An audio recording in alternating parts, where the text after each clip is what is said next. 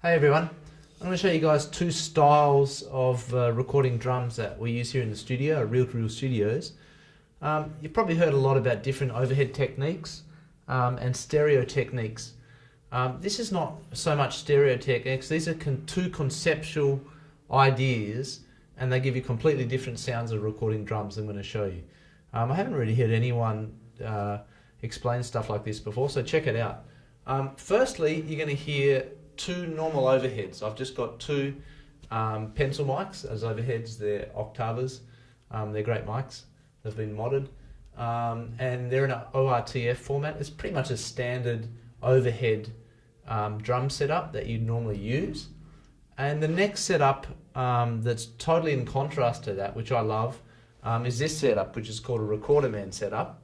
And for this setup, I'm using ribbon mics, two ribbon mics. And I'm going to tell you a little bit after about why I've chosen them and what they do. But firstly, this is what they sound like. So firstly, the overheads.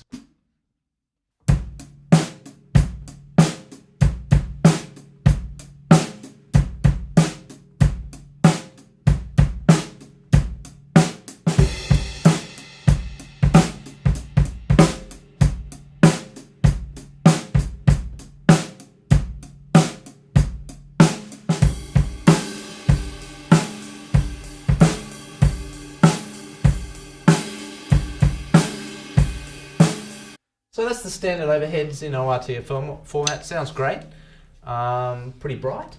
But now check these ones out. These are the ribbon mics in a Recorderman setup. Here it is.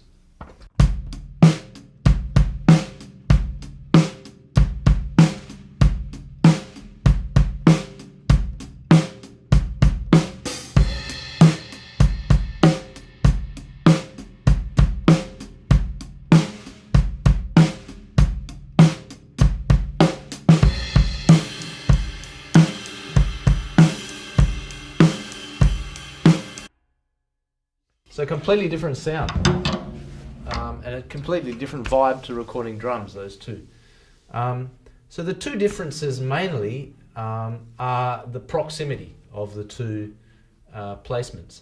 So the first placement is quite far away from the drum kit, as you can see, but it's a normal overhead setup. You get a lot of hi-hat, you get a lot of brightness from the cymbals, and you get a lot more room sound as well from that setup.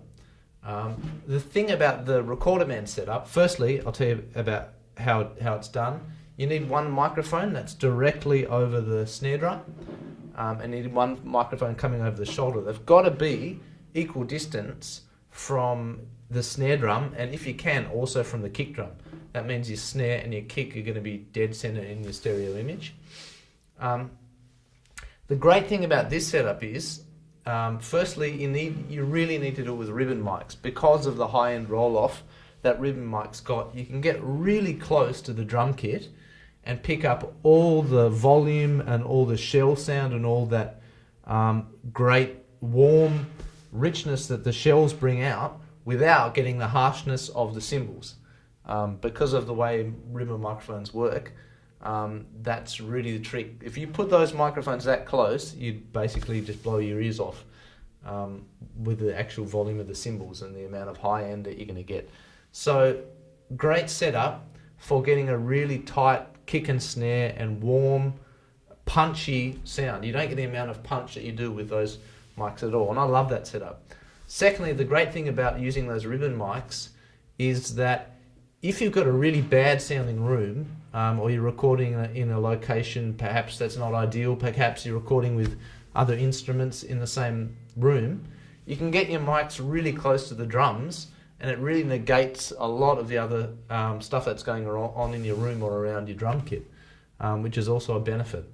And it's kind of a low-key vibe to the drums as well. You hear a lot of recordings done like that now that really gives you a vintage kind of sound to your drums, and it gives you a lot of control. You can get a great sound just using those two, boosting the low end and boosting the high end, and that's your whole drum kit sound. So I really recommend that setup. That's a standard kind of setup, the other overhead setup that you hear probably a lot of rock and roll kind of stuff done. I mean, heaps of people use those setups as well. But I really love that setup. So check it out, and I hope that helps you out with your drum recording at home. Cheers.